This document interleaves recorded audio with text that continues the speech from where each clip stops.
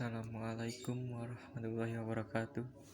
Saya Egi Fajar dari kelompok 9 akan menjelaskan tentang pelaksanaan demokrasi pada masa reformasi. Munculnya gerakan reformasi. Reformasi adalah suatu perubahan tatanan kehidupan lama dengan tatanan kehidupan yang baru yang bertujuan ke arah perbaikan kehidupan di masa depan. Orang yang mendukung reformasi disebut dengan reformis.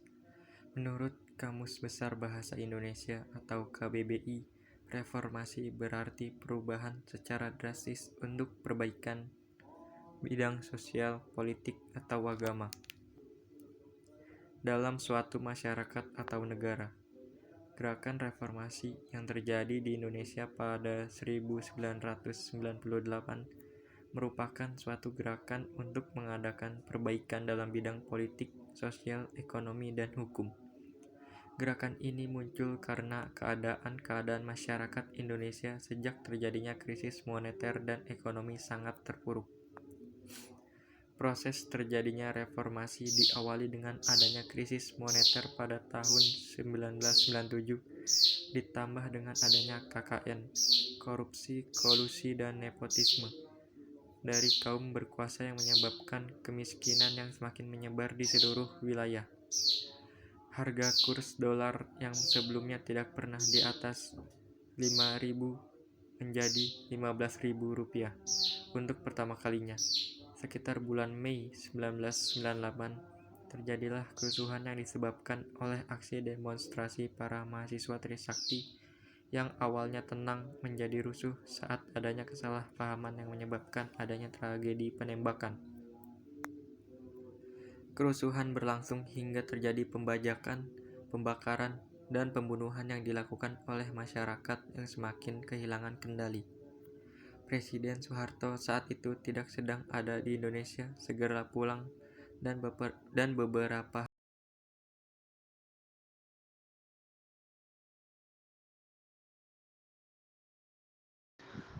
Assalamualaikum warahmatullahi wabarakatuh. Saya Muhammad Salam Faiz akan melanjutkan presentasi.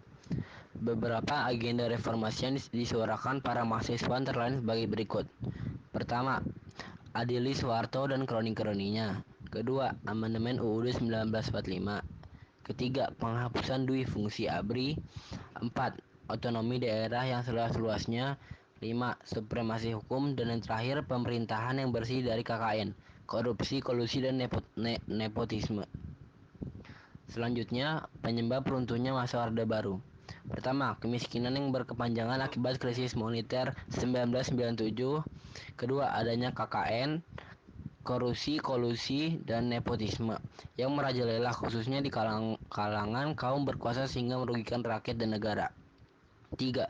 Era kepemimpinan Soeharto yang sudah sangat lama, yaitu hingga 30 tahun sejak diberikan amanat supersemar dari Presiden Soekarno. 4. Keadilan pada beberapa kasus hukum mulai terjadi. Dan yang terakhir, rakyat mulai bosan dengan adanya pembatasan berdemokrasi pada era Soeharto. Ciri pokok pada masa reformasi. 1. Pengangkatan Habibie menjadi Presiden RI. B.J. Habibie dilantik sebagai Presiden Indonesia pada 21 Mei 1998 setelah Soeharto mengundurkan diri sebagai Presiden Republik Indonesia. Presiden Habibie bertekad mewujudkan pemerintahan yang bersih dari KKN, kebebasan berpendapat. 2. Kebebasan berpendapat. Tidak seperti pada zaman Orba atau Orde Baru, kebebasan berpendapat pada masa pemerintahan pemerintahan Presiden Habibie mendapatkan dukungan pemerintah. Pemerintah mengizinkan rakyat mengadakan rapat umum maupun demonstrasi, namun demokrasi tetap perlu mendapat izin dari kepolisian. Terima kasih. Selanjutnya, saya Zaki Adi Prasetya akan melanjutkan presentasinya. Nomor 3. Masalah dui fungsi ABRI. Dui fungsi ABRI membuat ABRI berperan dalam kehidupan militer dan juga dalam kehidupan sipil, sehingga ABRI punya peran lebih dalam kehidupan masyarakat sipil yang menyebabkan menguatnya peran negara pada masa Orde Baru. Oleh sebab itu, penghapusan dui fungsi ABRI merupakan salah satu tuntutan dalam reformasi 1998 ditanggapi pemerintah dengan langkah-langkah sebagai berikut. Yang pertama, jumlah anggota ABRI yang duduk di DPR dikurangi dari 75 orang menjadi 38 orang. Yang kedua itu, Kepolisian Republik Indonesia atau Polri memisahkan diri dari ABRI pada 5 Mei 1999. Yang ketiga, istilah ABRI diubah menjadi TNI yang terdiri dari Angkatan Udara, Angkatan Darat, dan Angkatan Laut. Nomor 4, reformasi bidang hukum. Kebijakan hukum pada masa Orde Baru lebih bersifat konservatif dan elitis. Artinya, pelaksanaan hukum lebih mencerminkan keinginan pemerintah dan menjadi alat pelaksanaan ideologi dan program negara, membuat rakyat seakan-akan tidak punya hak hukum di Indonesia. Maka, Presiden Habibie melakukan reformasi hukum sebagai berikut. Yang pertama, melakukan rekonstruksi atau pembongkaran watak hukum Orde Baru, baik berupa undang-undang, peraturan pemerintah, maupun peraturan menteri. Yang kedua, melahirkan 69 undang-undang baru. Yang ketiga, penataan ulang struktur kekuasaan kehakiman. Yang kelima, sidang istimewa MPR. Sidang istimewa MPR dilaksanakan pada 10-13 November 1998. Harapan dari sidang istimewa MPR adalah agar MPR bisa benar-benar mewakili aspirasi rakyat dari berbagai kalangan. Namun, saat sidang istimewa MPR berlangsung, suasana di luar gedung MPR DPR memanas karena tuntutan perubahan makin gencar melalui demonstrasi mahasiswa dan kelompok masyarakat lainnya yang menginginkan perubahan. Yang keenam, pemilu 1999. Pemilu 1999 dilaksanakan pada 7 Juni 1999 dan diikuti oleh 48 partai.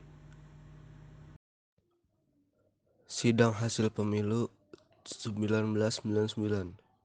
Sidang umum MPR dilaksanakan 14-21 Oktober 1999 yang dimulai dengan agenda mendengarkan pidato pertanggungjawaban Presiden Habibie. Salah satu penyebab ditolaknya pidato pertanggungjawaban Presiden Habibie adalah menyangkut pemberian referendum kepada Timur Timur yang membuat Timur Timur lepas dari Indonesia. Sebelum pembacaan pidato pertanggungjawaban ini, pada sidang umum MPR dilaksanakan pemilihan ketua MPR dan DPR yang hasilnya 1. Akbar Tanjung sebagai ketua DPR, 2. Amin Rais sebagai ketua MPR. Lalu pemilihan presiden dengan 3 kandidat kuat, yaitu 1. Megawati Soekarno Putri dari PDIP, 2. Abdurrahman Wahid dari PKB, 3. Yusril Iza Mahendra dari PBB, kemudian mengundurkan diri. Hasilnya, Abdurrahman Wahid atau Gus Dur terpilih sebagai presiden dan Megawati sebagai wakil presiden. Perbedaan Orde Baru dan Reformasi. Orde Baru 1. Pemilihan umum berlangsung tidak bebas dan tidak jujur. Kebijakan ditentukan pemerintah pusat. Kebijakan pers dikekang. 4. Tindakan korupsi tidak ditindak dan dibiarkan begitu saja. 5. Terdapat difungsi ABRI militer memiliki peran penting dalam sosial budaya. Reformasi. 1. Pemilihan umum berlangsung bebas dan jujur. 2. Kebijakan diatur oleh pemerintah daerah dengan keluarnya UU Nomor 22 Tahun 1999. 3. Pengekangan pers dihapuskan pada masa reformasi. 4. Tindakan korupsi diberantas dan dihilangkan. 5. Difungsi TNI dihapuskan.